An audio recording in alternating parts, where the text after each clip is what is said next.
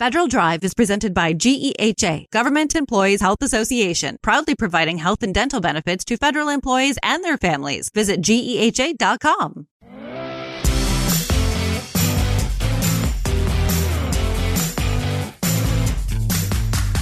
Welcome back to the Federal Drive with Terry Gerton on Federal News Network.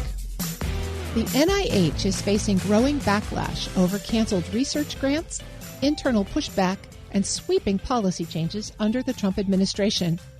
Just last week, the administration asked the Supreme Court to block a federal order that would force the agency to reinstate grants it cut over conflicts with its stance on diversity, equity, and inclusion. With billions in funding at stake, NIH Director Dr. Jay Bhattacharya joins me to break down what it all means for researchers, institutions, and the patients who rely on them. Director Bhattacharya, thank you so much for joining me today. Thanks for having me. It's a pleasure to be here. There's no shortage of news headlines around NIH. I'd like to talk about a couple of them right up front. One, we've covered here on Federal News Network, which is the Bethesda Declaration. This was signed by 300 researchers and scientists there at NIH, making some pretty significant assertions about politicization of science and putting patients at risk. I'd like to ask you to respond to the assertions in the letter and tell us what you're working on there. Sure. So first, I had an opportunity to meet together with the folks, some of the folks who signed the declaration in a really nice round table. I had actually just earlier this week, so I got to hear from them firsthand. I think that in some ways they had some excellent constructive, suggestions for improvements going forward. They're my colleagues, and many of whom have been in the NIH for a long time. So I really appreciated that kind of engagement with them. As far as some of the assertions, there's stuff I think that just got flat wrong, right? So, for instance, on patients. It's been a huge priority of mine to make sure that whatever studies are done, that the patients that are enrolled in the studies, the research subjects that are enrolled in the studies, have the full suite of protections and that they ought to have. Even when a study is disrupted for whatever reason, I want to make sure that, for instance, if a clinical trial is shut down for whatever reason, that the researchers that are doing the study have the resources they need to shut it down in an orderly way, find alternative care arrangement for patients. That's actually just part of what we do at the NIH, and that's exactly what's happened for any of the studies that have been shut down. I look back in 2020, the NIH shut down a lot of clinical studies in the wake of the COVID pandemic, and it was, I think it was there's much bigger disruption then. I think it's one of these things where the priority was, and when there were some studies that were shut down, to have those resources available. The other thing I'd say about that is, I've been working hard to not shut studies down, right? So when I think there was a lot of disruption in the transition into on January 20th, when President Trump took over, I put in place policies so that we can renegotiate grants that the old priorities around DEI and all that. There were a lot of good science in some of those studies, but it also had a component that I think was actually not particularly scientific and not really productive for improving human health. So what we've done is we've set up a process for researchers to renegotiate grants, to take out the components of DEI in it, but maintain the science that actually has a chance of improving human health. So we've been moving in that direction and implemented policies to do that pretty extensively. And actually, in that little round table that I had with the folks who signed the declaration, they even acknowledged some of this progress. So it's great to hear about the roundtable. Will there be a follow-up conversation where you'll be reporting back on progress and hearing more feedback? Well, they don't. They're colleagues of mine. I don't report to them. No, so if there's other stuff that they're seeing they want to talk about, my door is open. But you have to, they're not auditing me. We're colleagues working together. So let's go back to the grant question. As you mentioned, when the Trump administration came in, there was a pretty rapid termination of billions of dollars of research grants. Now you're talking about the potential to review those and perhaps reinstate them. Can you say a little bit more about how that's going to work? Well, it's already worked. I mean, this is old news, actually, I think you're addressing. So first, it's not true that billions of dollars of grants were terminated. That's an exaggeration. The other thing is that there's sort of like several buckets of things. So one is, you probably saw today, this is news, that the administration came to terms with Columbia University, which had basically violated civil rights laws extensively. And so, Columbia basically admitted that. They're going to pay a fine to the federal government for having done this, and then adopted policies to no longer violate civil rights laws. So there was a bucket of like Harvard, Columbia, a few other universities where grants were paused. All of the grants for Columbia, for instance, were turned back on today. Yeah, so there's the second bucket has to do with shifts in agency priorities, right? So we're not going to fund DEI grants that have absolutely no possibility of advancing human health, but sort of essentially fight ideological battles for which the NIH mission is not particularly well suited, right? So we are absolutely in the business of doing research that improves minority health. That is front and center in our mission, because our mission is support research that improves the health and longevity of human populations. That's distinct from a project that's not that essentially it has an ideological goal of like DEI kinds of programs often are characterized by that. Actually, if you look back, those programs and you ask what impact have they actually had on minority health, I'm hard pressed to find any evidence at all that they've improved minority health.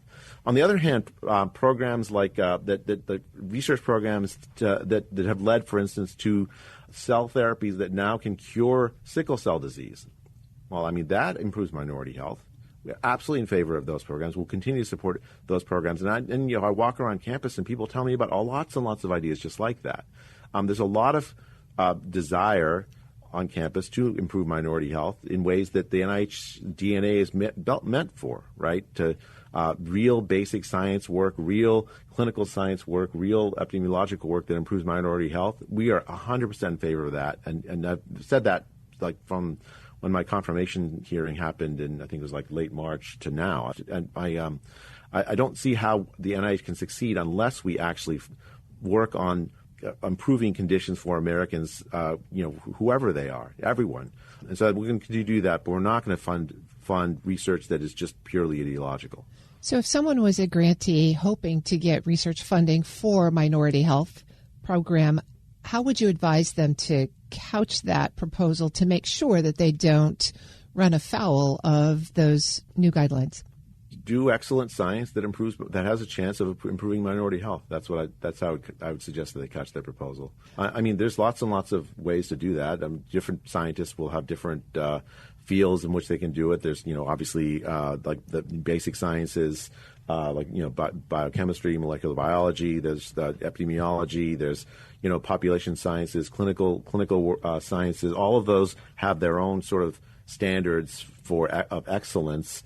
Write excellent grants in no matter what areas you are that with scientific hypotheses that are testable, that are important if they turn out to be true, and that can be potentially translatable to improve health of people. That's what I'd suggest.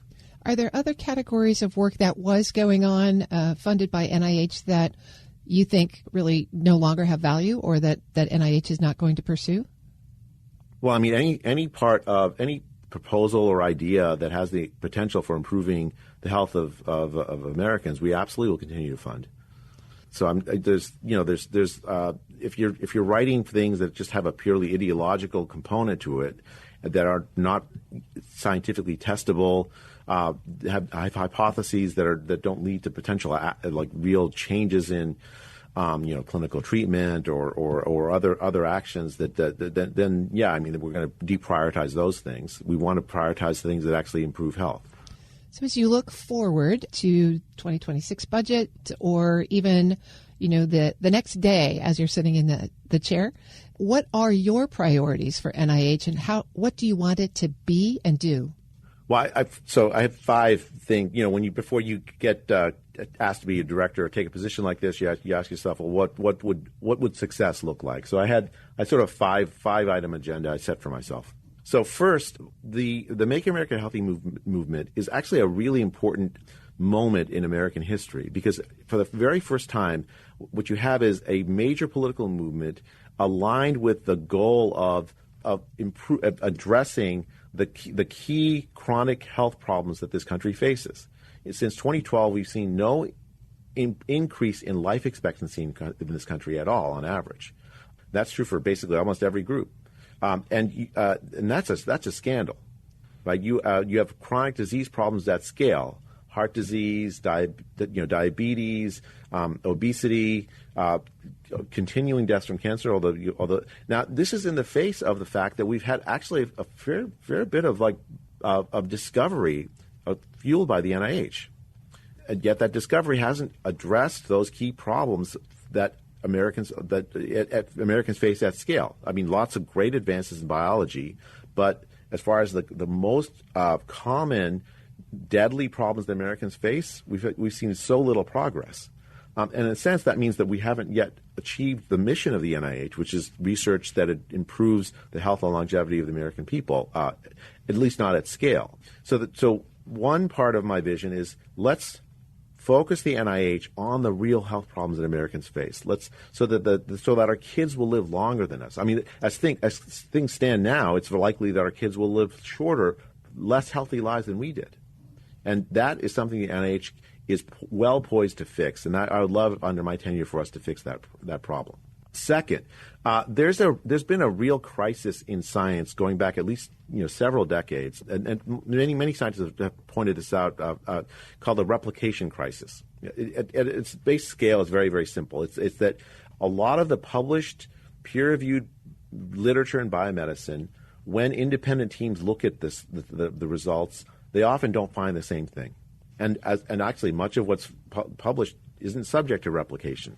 We have there's lots of excellent scientists like my old colleague at Stanford, John Ioannidis, who've written papers about why this happens. And the basic reason why it happens is because science is hard, right? It's hard to find truth because the physical world is difficult to interpret. And the scientific method is very powerful, but it relies on very simple things like clear hypotheses that are testable with experiment, multiple people checking the work from different angles, and if they all find kind of the same answer, you get this sort of consilience where you say, okay, that thing is more likely true than not. What's happened in the sort of sociology of how science works, we've essentially glorified being published in top journals, where you publish or perish, you have a lot of influence as a marker for truth, but it's not the same thing as truth. Real truth in science is determined by replication. Multiple people looking at different things, finding the same answer. That's how the more you have of that, the more confident you are. So there's scientific results that are interesting, important, published, but may not be true. So I would like to now there's several reasons why this has happened, but the way that the NIH can address it is, first, we have to allow and support researchers who do this kind of replication work on the most important questions. Do it in clever ways, intelligent ways, but they have to be able to have scientific careers. That's something that actually it's really difficult to build a career doing meta-analysis work, replication work. I want to help support that kind of work through the NIH. Second, there has to be a place to publish this work. Right now, you send it to a top journal, you can't publish that work. The NIH can solve that by providing a venue for researchers who do this kind of replication work to have their work assessed and published and with conversations among scientists, encourage conversations among scientists about it. And then third, we have to make replication desirable even for the people whose ideas are being replicated. Because if you think about it, if a scientist approaches you for replication, that means that's a great honor as a scientist to have other people want to assess your work. That's a good thing. Often nowadays, if people are approached for replication in science, they view it as a threat. A lot of the scientific fraud that we've seen, the big scandals we've seen, it's a result of us rewarding the wrong things in science. We shouldn't be just rewarding influence and volume of publications. We should be rewarding people whose work is replicated, who share their data with others, who work on innovative things. I think so. That's the second thing, to solve the replication crisis. Third, I would like to solve the. I would like to have the NIH really empower scientists to think big. We often punish failure too much in science. I can contrast it with Silicon Valley, where you have a VC might fund 50 companies, 49 of which fail, and the 50th is a big, turns into a huge company. That's the portfolio is a success, and the 49 failed companies, those are springboards to future successes. In science, we punish people too much when they fail. And I think changing the culture of science to allow scientists to think big, to address the real health needs of the country, that's a major goal of mine for the NIH. Fourth, we have to make sure that the science that we do poses no existential risk to the population at large. It's a real possibility that the COVID pandemic was caused in part by very likely by unintentional lab leak for a research program aimed at ending all pandemics. We have to be very, very careful to make sure that, just to give you an analogy or from scientific history, in the early part of in the mid part of the 20th century, when the first nuclear reaction was launched, it was sometime during World War II. Enrico Fermi, the scientist that worked on this, he built the first nuclear reaction on a squash court in the University of Chicago. He did a calculation before he started that chain reaction of what's the probability that it was going to engulf the Earth. And before he did that, the calculation he calculated it to be zero, very, very close to the probability of annihilating the Earth was zero. He did that calculation because he didn't want to take a risk on behalf of every human being on the face of the planet, just in the conduct of a scientific experiment. What we're going to have happen is that the NIH is also going to ask scientists to do that similar calculation. It's a tiny part of the research portfolio where that risks are actually real, potentially above zero. But those risks should not be taken just simply by scientists alone. The public also should be able to have a say in whether those risks are taken. And so we're putting in a regulatory process to make sure that there's excellent regulation to minimize the risk of existential harm from the conduct of scientific investigations alone. And then finally, I want science to be an engine of free speech, because I think what I learned during the pandemic, having been subject to restrictions on my speech imposed on me by the federal government, is that science can become a great excuse for restrictions in freedom. I would love to have science devoted to making people healthier, to keeping our country freer, have science essentially work alongside people rather than imposed on people. And so the key kinds of elements of that include things like academic freedom at the NIH, something I'm really quite proud of. One of the first things I did is I issued a sort of a policy that said, if you, as a scientist, have a research program, a research finding that it turns out once upon a time at the NIH, in many parts of the NIH, it was subject to other people looking in on your supervisors. You had to go get permission to send it to a scientific journal. What I've said is you don't need permission. You can go send your research out to a scientific journal, and the quality of it will be assessed by the journal. I fully anticipate there will be research published that I personally, as the NIH director, don't agree with, and I'm perfectly happy about that.